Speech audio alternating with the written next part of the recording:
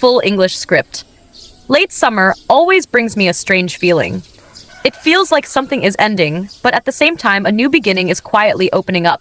The blazing hot days are softening, the breeze is turning gentler, and here, on my little balcony, the garden is stepping into a new chapter.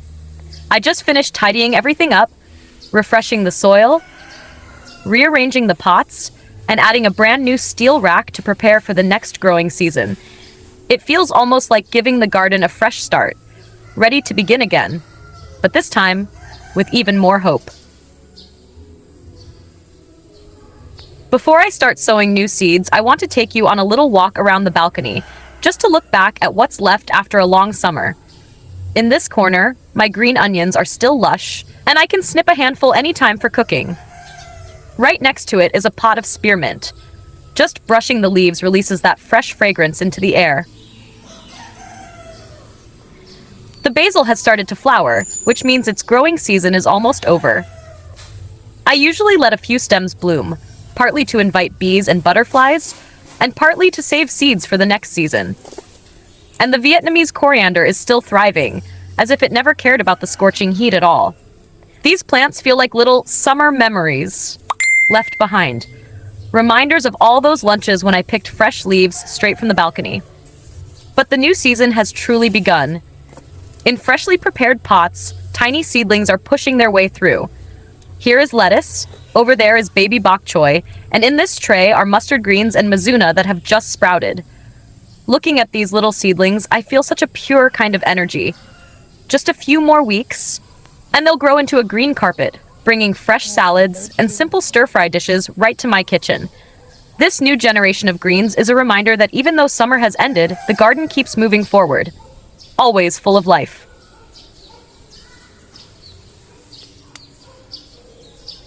After a long season, the soil in the pots gets just as tired as the plants themselves. That's why I never skip the step of refreshing it. I start by pulling out the old roots and loosening the soil so it can breathe again. Then I mix in crushed eggshells, a natural source of calcium that helps balance the soil and adds minerals. I also sprinkle in some dried rice wash water, which works like a gentle organic fertilizer, adding starch and beneficial microbes.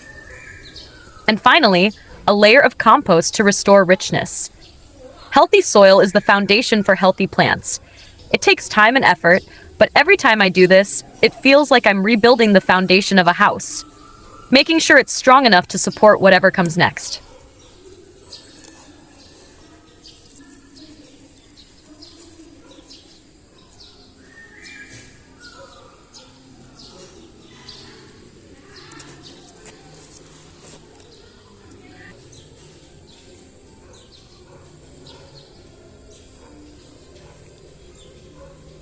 One big change in my garden this time is the brand new steel rack.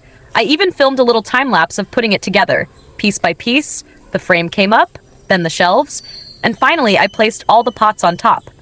Suddenly, everything looked so neat and organized.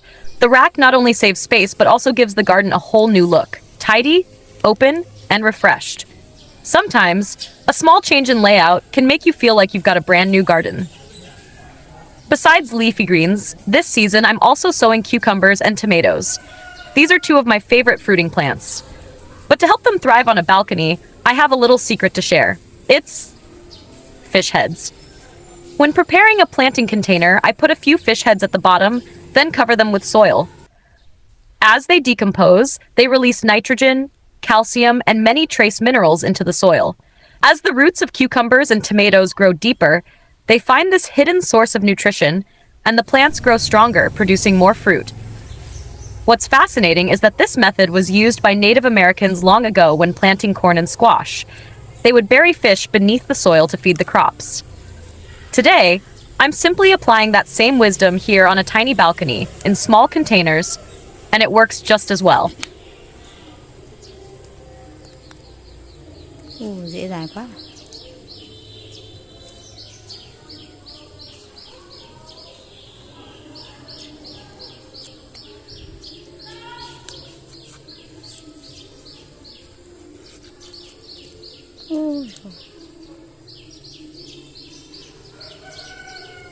It's also a wonderful way to make use of kitchen scraps.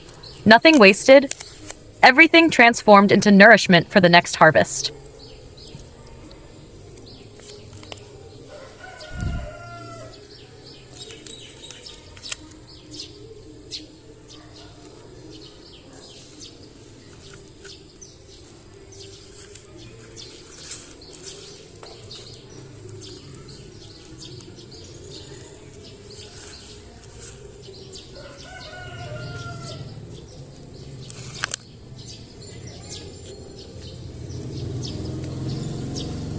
Once the containers were ready with fish heads underneath, I sowed cucumber seeds directly into the soil.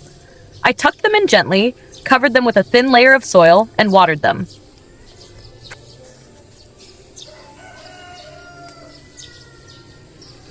For the tomatoes, I started them in small seedling cups. Those tiny seeds were sprinkled in, lightly covered, and kept moist. Once they grow big enough, I'll transplant them into their own pots or into the larger containers that are waiting. Every seed I place into the soil feels like making a promise. A promise that this garden will keep growing, keep surprising me, and keep giving back. And I imagine, just weeks from now, tall cucumber vines climbing upward and clusters of red tomatoes hanging beautifully from the balcony. And now, the little balcony garden is ready for a brand new season. The old pots of herbs are reminders of summer. The baby seedlings are symbols of hope for autumn. And those containers with fish heads buried deep down are the strong foundation for cucumbers and tomatoes to come. Summer may be closing its chapter, but the garden never stops. Each season is a new beginning. And to me, every time I sow a seed, it's a gentle reminder. With patience and care, life always returns. Stronger, greener, and more abundant. See you again in the next chapter of my fall garden.